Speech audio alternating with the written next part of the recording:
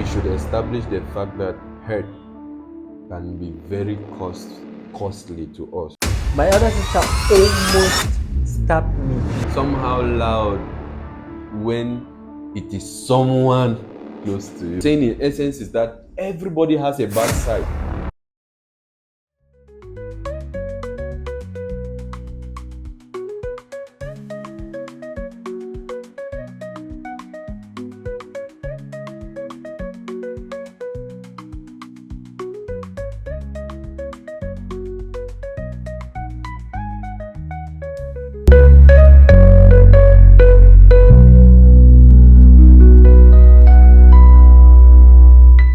Ladies and gentlemen, you're welcome to Real Talk Lounge, where we have authentic vibes and we discuss meaningful conversation. So today I have with me Mr. Susan Endi. It's a pleasure being here with you, JR. You're welcome. Thank you. Welcome. Thank you. We will always be here with you. And I'm JR Som, your host. I'm honored to be part of this discussion tonight, and this podcast will be so meaningful that you following, you will get something that is very deep and connecting to you. So tonight we are going to be handling a very unique conversation about how to deal with hate. How to deal with hate. So Mr. Endi. Yes, sir. How to deal with hate. But by the way, I'm just thinking that if God gave us an opportunity that we get to see the thoughts and intentions that people had towards us, what will you be seeing in people? I think just thinking about it, is something not to imagine, because if everyone was to look at the hearts of people, I imagine how the world would look like. It would have been more chaotic than it is even now. Couples would have had more divorce than we even have now. Even families or even churches, our communities, but we thank God that we don't have the superpower to read human minds. Because the Bible says that all of us, our hearts are desperately wicked, and no one is exempted of that phrase, because we harness bitterness, we harness evil thoughts, we harness wickedness, a lot of evil in our hearts, and sometimes it causes us to do things that we don't intend to do them. Thank you very much. That aspect of the fact that you made mention of the passage in the Bible that says that man's heart is desperately wicked. Desperation. Desperation. Maybe if we could use another word that could link to it, we could talk about taste. Like when hunger. Yeah. Exactly. So imagine that what man is looking after is hate. It's hate. But then I'm just reflecting again that should we find hate, what should be our reaction? And should we find love, what should be our reaction? Because definitely we would have maybe few people. I remember the other day, my brother and I, we were discussing, and he was like, people don't care. Don't move on the street and really think that people care. They really care about you or where you're from. Even sometimes only us sharing our stories with one another. What everybody cares about is their own part of the story. Exactly. Not really what you are saying. And he made a statement that if you get to find 10 people who truly care about you, then you're valuable. You are very valuable. Yeah. But then I don't think that we should also base our value only on the number of people or all of that. But the point that he was driving here is just the fact that man's heart, it does not just intentionally think about the other person first. yeah, it's Yes. selfish. Exactly, selfish. Yeah. Yeah, and then bringing in now the passage about man's heart now being desperately wicked. That is where the point. And I think at is. the end of that verse, it asks a question: who can understand it? That was not the original intention of God, but because of sin, our heart now had to turn out to something else. Because of sin, our heart had to start thinking of evil. But because Adam and Eve had to sin at the garden, we tend to realize that we were now born natural haters. People now could be born as natural haters. And I bet you, if you put a newborn baby even in the confine of a well-cultured home, where it is void with pain, void with anger, void with malice, void with resentment, that means the child has all the love and care and kindness that they can show that child. That child will still show some small iota of hate, Yeah. will still demonstrate some anger issues. So we were just naturally born haters. Just like we have predators that are natural killers, that's how human beings are. And it's not like that was the intention of God, but because of sin, that's what has become of the humankind. In fact, in relation to that, I think you are making a good point about how hate started, because definitely hate was not God's idea. Not at It's all. not God's intention for man. It's not what God wants man to walk in. And like you said, that is natural. Especially, I always use mine the example of breastfeeding a child.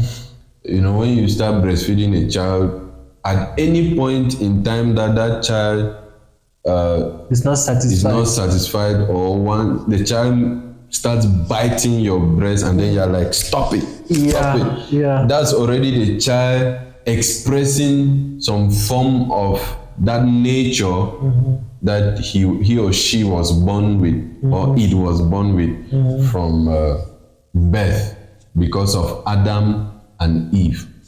So with this understanding that we have, that this is how hate originated, and this is the reason why people hate and even sin, because hate and sin all works together.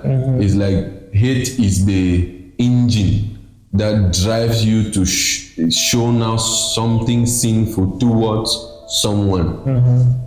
So I would like us to take this discussion to the level where we are now talking about how people are demonstrating hate out there. How can we see people demonstrating hate out there? The Bible says that it is out of the abundance of the heart that the mouth speaketh. Yeah. And it also says that it is from our hearts that drives the wellspring of life. Yeah. Yes, the things we see, both online and offline, especially in our times today, in our dispensation today.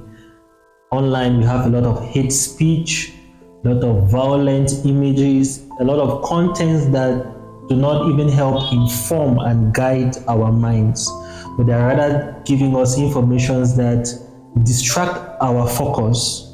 It implants some negative thoughts in our minds indirectly, subconsciously, and we don't know it.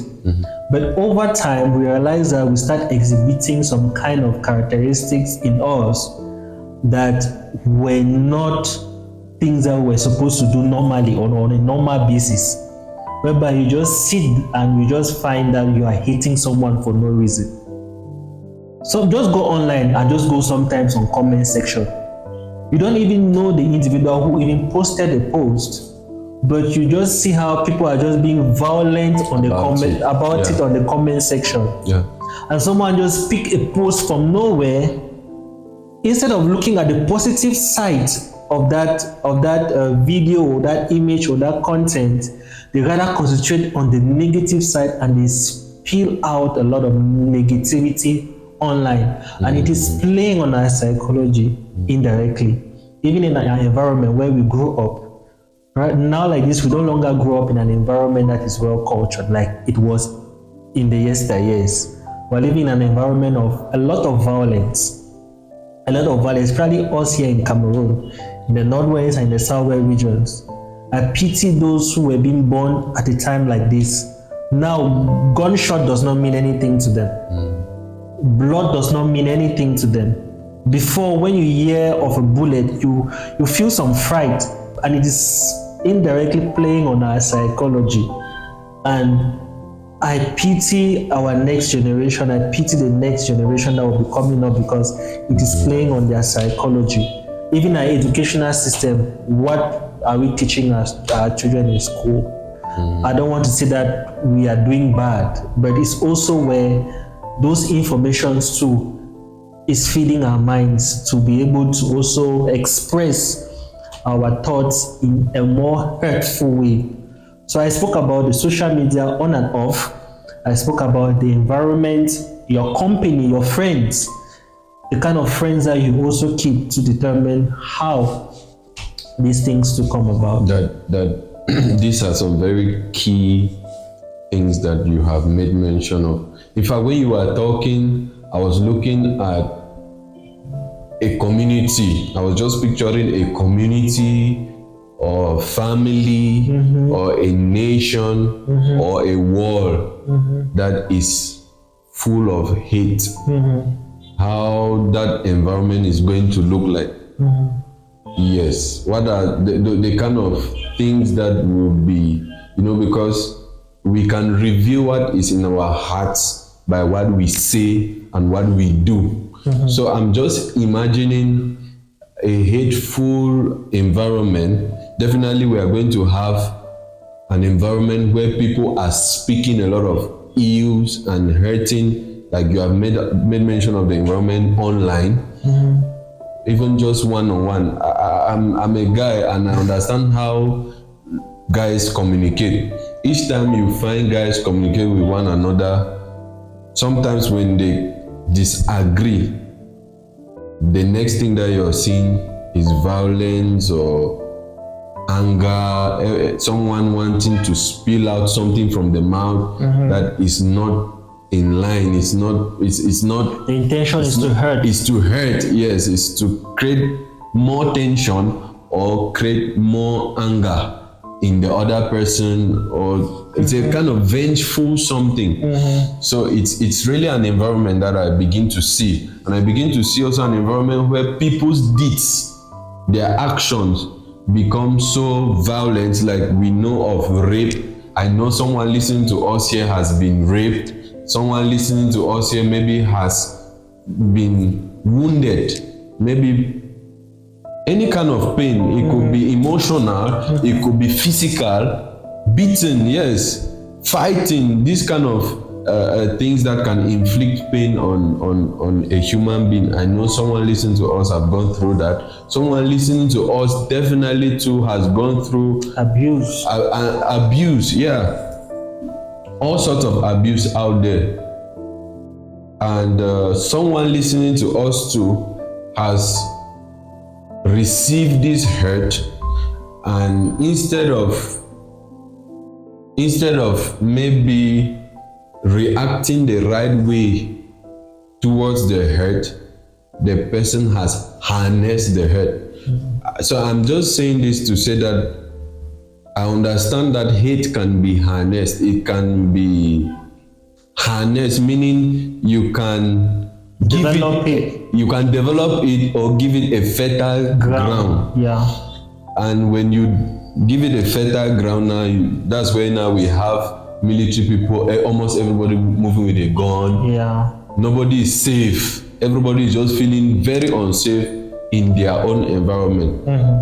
You could be in Nigeria, of how the Nigerian oligarchs, these guys, these big guns and these guys who are in control of pirates and all of that, yes, they definitely spilling out a lot of hateful environment. The government too, when you bring everything together, you just discover that hate. The environment is not safe for anyone. Yeah.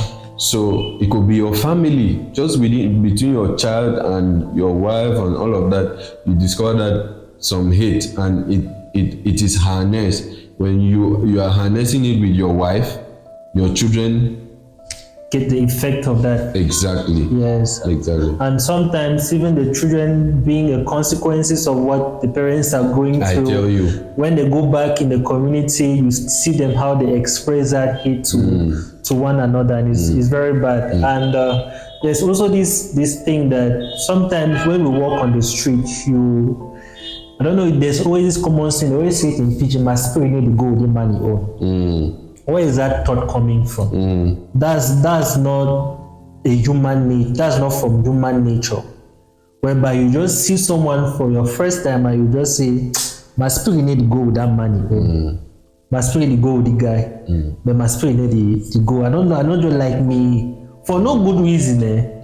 And that's because the human nature in itself likes that kind of environment, whereby we always want to demonstrate the bad side. We always want to demonstrate our ego. We always want to demonstrate ourselves, rather than showing care, love, kindness onto one another. In fact, you're just taking me to a point where I feel like we discuss about how we have those scenarios, like you were sharing the other time about how you harness hate. Because just for some clarity's sake, I want us to know that we are now discussing the wrong way. Like there is a right way of harnessing hate, and there is a wrong way of harnessing hate. At the end of this discussion, you'll be able to get it clean and clear that this is the right way and this is the wrong way, and which one are you practicing. So the wrong way I personally have harnessed hate before was a scenario where someone actually spoke ill of me, and you know how bad this is. It's like backstabbing you. Like I felt like if they gave this person an opportunity and my eyes were tied, that this person should pierce me or let me free, I bet you, I felt like the person would choose to stab me rather. So that's how I felt after getting the news the person was spreading. Because definitely, how my image out there become because of the news that he was spreading and how he wanted people to look at me. And I know some of us, we spread such news about people. I always say that it is better to not to know somebody's bad parts from someone. You get the point? It is better you know it yourself, because sometimes they will not reveal it to you. What I'm saying in essence is that everybody has a bad side. So if we were to reveal everybody's bad side to everybody, then we will not relate well with anybody. Because you are speaking here with me now, I'm seeing you a good guy and all of that, but let's just give another person an opportunity to talk about you.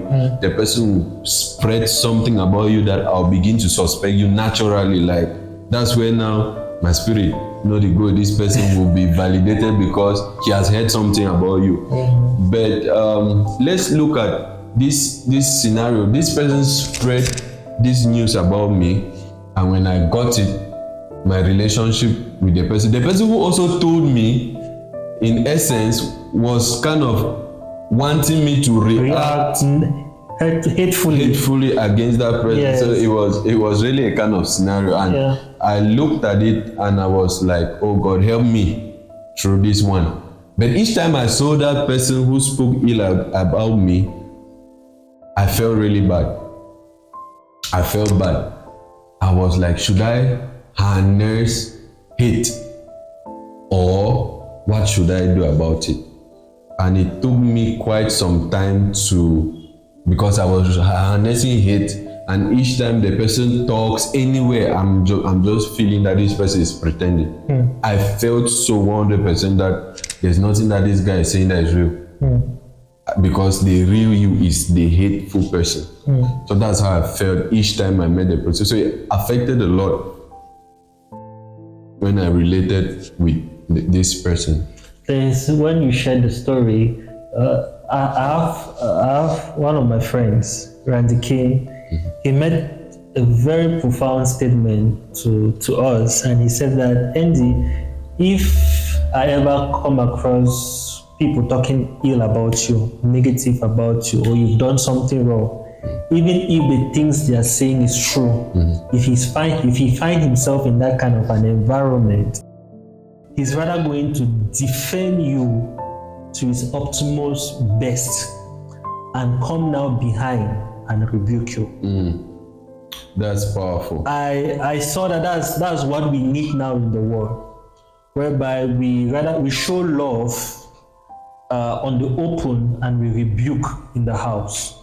That's what we need right now in the world, even right in our church, whereby even if a Christian falls into sin, we show the Christian love, but we beat the child or we rebuke the child at closed doors. But we still give the image of that individual some positive image. We give the image of that individual some hope that he or she can still be restored, that they are seeing the human in the person despite the person's weakness. We are seeing the person, but we are not seeing the person's weakness. I think that's what we need in the world. That's what we need even in our church, most especially, whereby we feel that not everyone is a saint. Even your pastor, your reverend, your priest, or whosoever, that person can fall. And if he falls today, will you still uphold the teachings that he was dishing out on the pulpit? Or you will just feel like...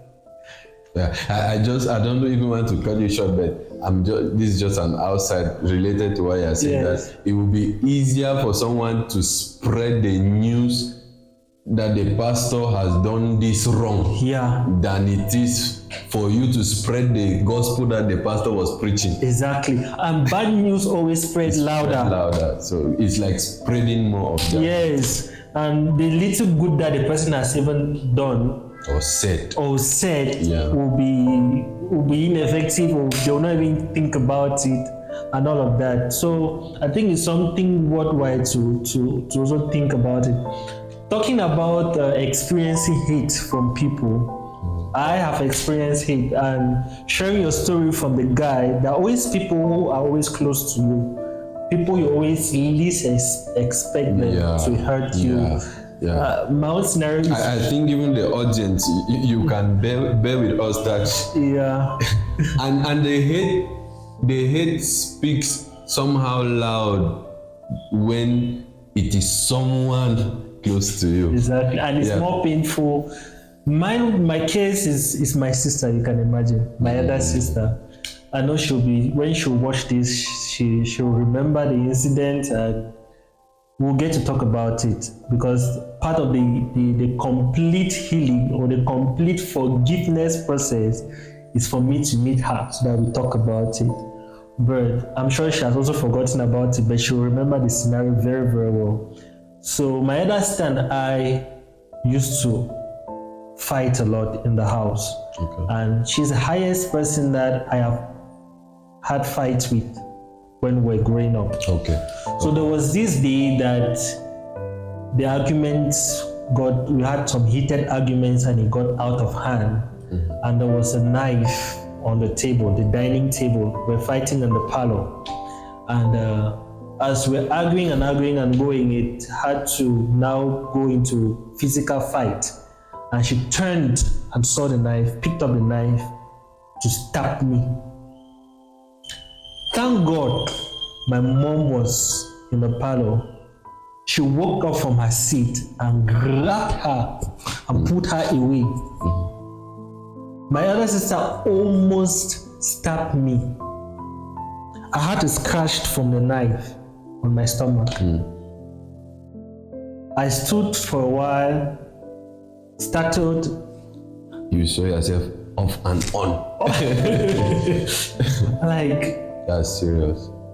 the shock was that it's someone, my blood, who wants to do this to me. That's the first thing. Like, that's reached to this level that my own sister would think about killing me. And I was blood dry at that moment. I left the scene. I did not sleep in the house that night, and I did not get to see my sister, do not talk to my sister for more than 1 year because of that incident. And I carried a lot of grudges, a lot of resentment, a lot of evil thoughts against her. I never meant well, or I never meant well for my sister. Any thought that even if she was succeeding in school, it did not mean anything to me. It did not mean anything to me. At that point, I had disowned her in my heart. I did not imagine that she could have that courage to want to do such an act. But thanks to her two beautiful daughters, she has two beautiful daughters. Okay. So one of them was fortunate to grow up with my mom, that's a grandmother. So she grew up with us. As we were taking care of her, I started developing some love, some affection towards the child. Yes, I started developing some love and affection, and I am so close to the child that because of the love that that child showed me and the affection that I had towards her, I gradually healed from the wound that my sister inflicted in my heart. And one day, I decided to forgive her. Wow. I just sat and said, I need to let this go off my chest, because it was a heavy burden. Wow. Because whenever she comes around, I will either sneak out of the house and go and sleep somewhere else until she travels back. Just like that, we were not crossing each other's path. We were not seeing each other. We were not talking to each other. So that was the extent of it. So one day I just took upon myself to take off that weight that was already upon me, to take off that burden that was carrying all over me whenever I see her around. So I just said, I forgive you. I took that commitment and I forgave my sister that day.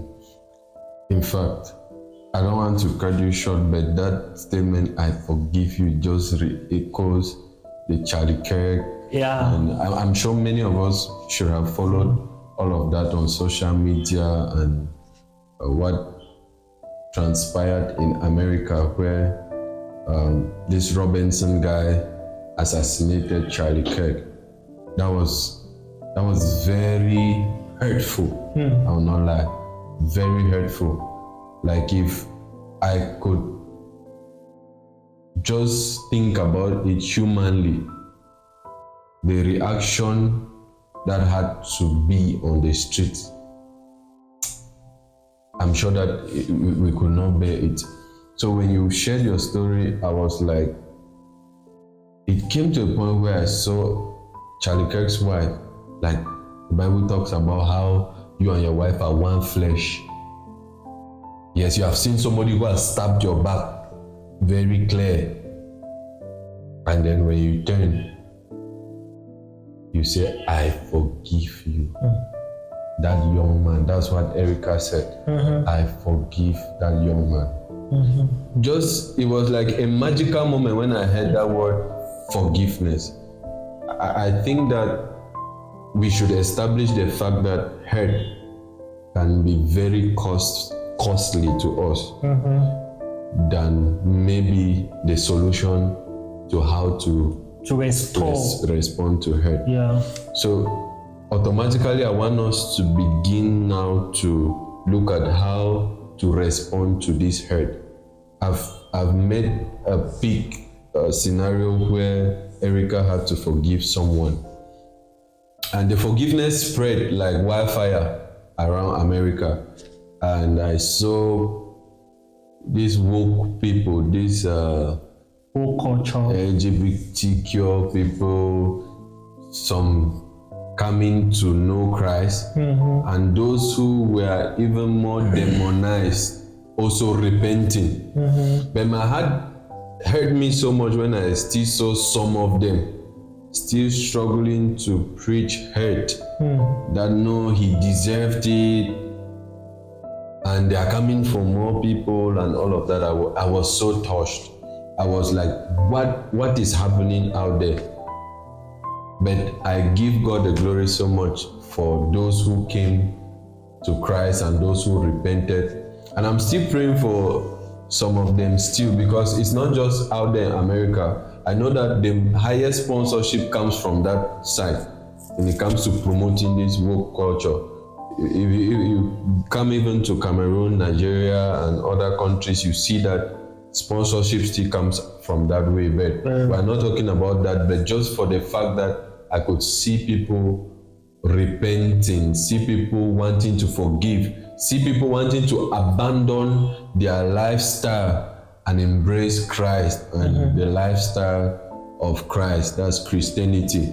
So I was very touched by that. And I pray for America and other countries like I'm talking about, that God should touch the hearts of those who have not yet been touched. And I'm pleading, or I'm saying in another way, that you can also get to that point where you have to abandon your lifestyle that is not pleasing to God, to embrace Christ.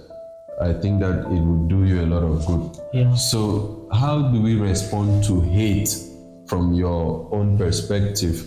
I think from that more experience. I think that from these examples that you've just given, and even from some biblical examples, you will realize that, or you will sum it up in the way that Christ responded to hate. Even when his own disciples betrayed him, even when his own father turned his back on him when he was nailed on the cross. There's a saying that don't allow someone's emotional reaction determine your response. Can you highlight it again? I'll say it again. Don't allow someone's emotional reaction determine your response. So even if someone is backbiting against you, is planning evil against you, is giving you a lot of hate speech, is painting you black and white, all sort of things that you can imagine, don't allow that to change who you are. Don't allow that to also show the person love. In essence, I'm saying that only love is the best response to hate. Okay. Love is the best response to hate. The Erica story, I think her forgiving that young man, as she calls him, is coming from a place of love. It's coming from a place that, okay, if Christ can do this, how much more of me? Right? How much more of me? Because that was a clear example of what Christ did to us.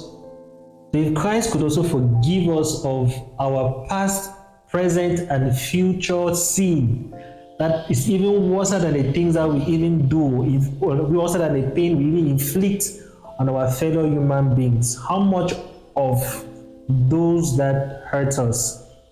I think the best way that we can respond to hate is when we show love.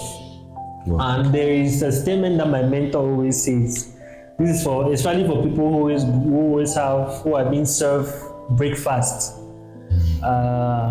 He says, heartbreak. He says that it's commonly called here breakfast. Breakfast. It's just serve it to you. That I just recently learned of it. You know? Yeah. He says that it's the only thing that can help a broken heart is a heart of love. The only thing that can help heal a broken heart is a heart of love. So love, they always say that give time to heal, time will heal all wounds. It's very true. But if you find the right person that will demonstrate to you all the love that you deserve, it will take away those hurts that was being inflicted in your past relationship. it will take it completely away, and you will even forget about the pains and what you went through, because you've had or you've seen someone that could truly love you for who you are. So only love can help heal that broken hearted person that is going through what he's going through right now. Yes. I think what you just made mention about love is very powerful, and I'm also looking at an angle too where we have to define that love. That love is a decision to commit. Others will say love is a commitment. Yeah. And when you take a decision to commit, it simply means, regardless of, like you said, what anybody does or is, you have decided to show the person love. So I think if you take that decision to keep showing love, regardless of the person's being, whether the person is showing you what other thing, could be hate, anything, to show the person love, I think that is really a good one from them. Yeah. And I also remember a scenario where someone also showed me hate, but I decided to show the person love. The person spread a lot of hateful or false news about the place that I work and the people I work with. The person spoke about how we don't deserve where we are and the things we are doing. But then, when we got to find out, even to a point where the person made some statements where I was, but he didn't see me, I was the other way, and he made the statement. But I didn't take it personal. I felt like an opportunity to show this person love, to disprove the hurt or the hate or the falsehood that he wanted to spread about us. So I just think that we should also establish that fact that though hate can be harnessed, it can be also converted. You always say it in another way. That you convert, energy is being converted, it's not being transferred. Energy should be converted, not transferred. Not transferred. That statement means that negative energy should rather be converted to love. So when someone shows you hate, when someone shows you evil, rather than replicating it back or reciprocating it back, you should rather show the person love. Because if we want to be reciprocating hate, we'll be living in a chaotic environment, an environment filled with anger, hate, and evil. But we should learn how to convert that negative energy, which is hate, into love. In fact, that's beautiful. I'm just looking at, I'm now picturing an atmosphere that if we decide to transfer the energy that we receive, for example, if I hurt you, all right, you transfer the hurt to me, you can transfer it to another person, transfer to another person, and you keep transferring. We will end up having a lot of hurts around us. And then if I show you love, you will transfer the love, same, and we'll have an environment of love. So I think what we are pinpointing here is that negative energy, when we receive negative energy, we should do what? Convert it. And then now we transfer. I think that too makes some sense, right? So instead of transferring the negative energy that comes to you, to convert something, you must accept it. You must accept that, yes, I know that this person hates me. That is what I've received from that person. That's the energy I've received. So what will I do? I will convert it. It's like I preach to it to change into love. So it's like preach to yourself, and then it changes into another form, and that form is love, and then we now transfer it. So if everybody was doing that convert and transfer of negative energy, man, we'll have a good community. We'll have a nice world and all of that. Guys, are you feeling it? It's powerful. Sure. It's powerful. I love that one. I was also looking at a scenario where someone has been hurt and is feeling challenged to convert, and a passage of scripture came to me.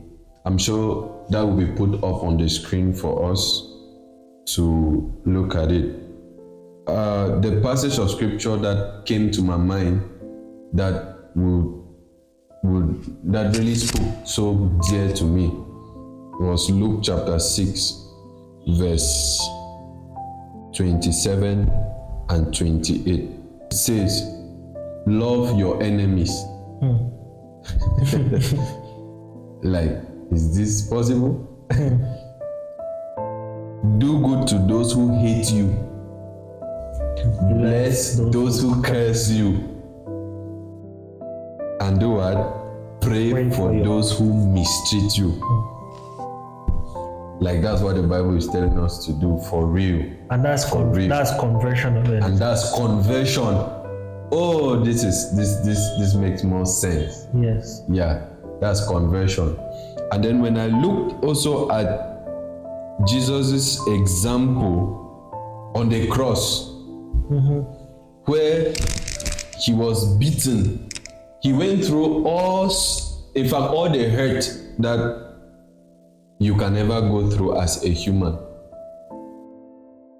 In fact, I'm not sure that someone you may be going through one of it or two of it, or three, but not all of it. But Jesus Christ went through all of it. It was emotional, sir. It was psychological. It was physical. It was spiritual. What manner of hurt that a man went through. But on the cross, what did he say? He said, Father, forgive them. Hey! This is marvelous. It's marvelous. Yeah. Father, forgive them. I think talking about forgiveness is really one ingredient that's the conversion engine. Forgiveness to hurt, and Jesus Christ used it. Yeah. That's a powerful example. And I think that's what we need right now in our society. We need it. You can say that again. And we need to make room whereby we can talk about it. If I know there are people out there that are feeling hurt, but the amount of hurt that you are feeling right now is not compared, like he said, to the amount of hurt that Jesus Christ went through. And him going through is giving us, or painting us an image that we can also go through and also forgive that person that has inflicted that pain into our hearts.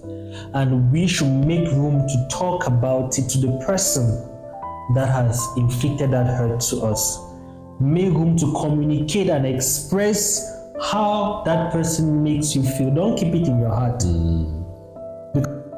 You see someone who has done you wrong, instead of confronting the person and expressing how the person has made you feel, you rather keep it in your heart and harness it and backbite about it and says all sort of things behind the person's back rather than confronting the person with it. It's always very important that you make room to discuss about it with the person, communicate about it. That's part of the healing process. That's right. That's part of the forgiveness process. That's right. And we are not also saying that you yourself, you have not done wrong. Everyone has done wrong. Everyone, even me seated right here, I must have hurt someone both intentionally or unintentionally. But if I have, I should meet the individual and we talk about it, and that's how the healing process is being done. That's powerful. And I just remembered Jesus Christ saying that, you remember in the Old Testament, an eye for an eye, a tooth for a tooth. But Jesus Christ was like, but I bring you a new law. Love your neighbors as yourself. But first, love the Lord your God with all your heart, with all your might, and with all your soul. So just love the Lord your God with everything within you. I really looked at it from an aspect where if Jesus Christ was now saying that no eye for an eye, no tooth for tooth, then really love is the solution to it. Remember, the Bible also says that love covers a multitude of sin. So it's magical. It's magical. It works.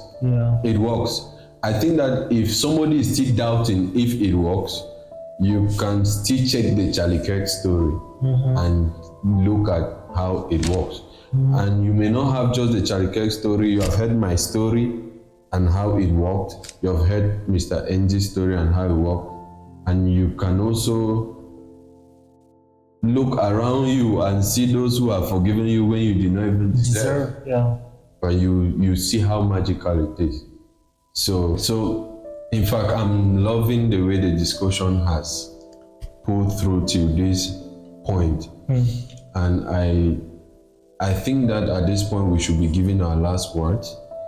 So if you are asked, we are addressing a sensitive topic here and our audience should be experiencing something. So what would be your last words to our audience concerning this topic?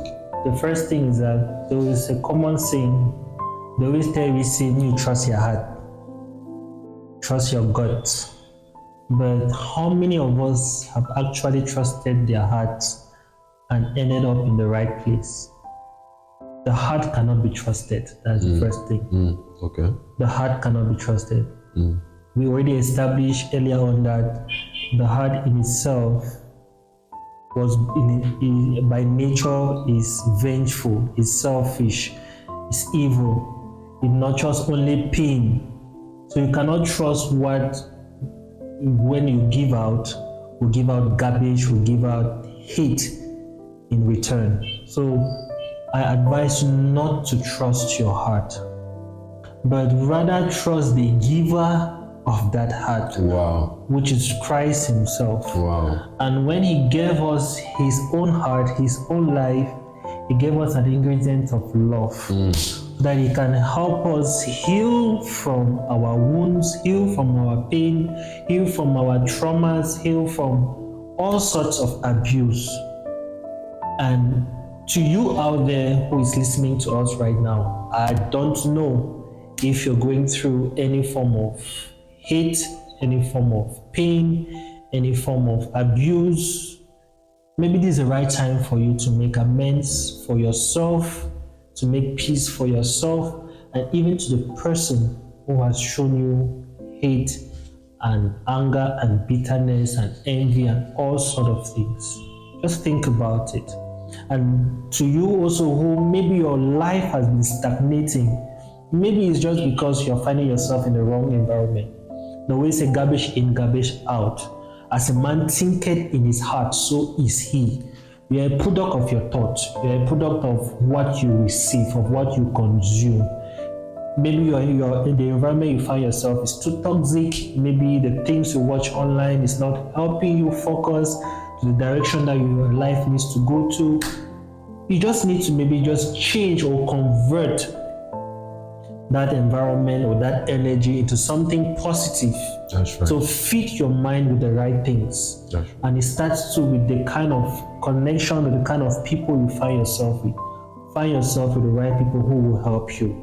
And lastly, I want to say that God's love does not leave scars. I have experienced it. The love that I've experienced from Christ, even at the time went by, I felt like no one loves me, no one shows me love. I grew up in a family whereby nobody tells me I love you, Andy, I love you, and things like that. It's not like my parents don't actually love me, it's not like my siblings don't actually love me, but I felt like I wasn't cared for enough. Even the relationships that I got into, I felt like I wasn't loved enough. But thanks to Christ, I've come to a realization that His love doesn't leave scars. He's not the kind of person that you will follow, and at the end of the day, you instead feel a lot of hate. I don't even want to cut you, but just to say that you have to continue, because while you are saying some things that are really great, when you are talking about God's love, I felt like saying that when you say it doesn't leave scars, I just felt like saying that it's enough. It's enough. God's love is enough. Yeah. Like if you don't have to rely on any other person showing you love to feel loved, because just God's love alone is enough. In fact, that's what greater thing can the Father offers us than His love? He has offered us His love, and His warmth, is refreshing. That's what we need in our life, in our society, in a time like this. Even in Cameroon, we need the love of God. We need to transmit that love to one another. I think those are my last words. Wow. Yes. I would like to get this. I like those last words, and I think it will live in somebody's heart now. It's just my prayer. Amen. And my last words, I'm not dying. Even if you are going to a better place. Even if I was going to be dying now. But it's because we are coming to an end. So I'll be telling you that the Bible says that while we were yet sinners, Christ died for us. My last words to you is, make sure that you show someone love, even while the person has hurt you. Show them love. While they are still thinking of how to hurt you, show them love. While they are not loving you, show them love. And I believe that in so doing, we will have a better world. Forgive those who have hurt you while the hurt is still there. And you discover that you'll be freed from that hurt. It's true that some have some scars, but like we have heard, God's love doesn't leave scars. So it's really a nice way to conclude. The Real Talk Show is a podcast that will be coming with meaningful, insightful, authentic, real vibes.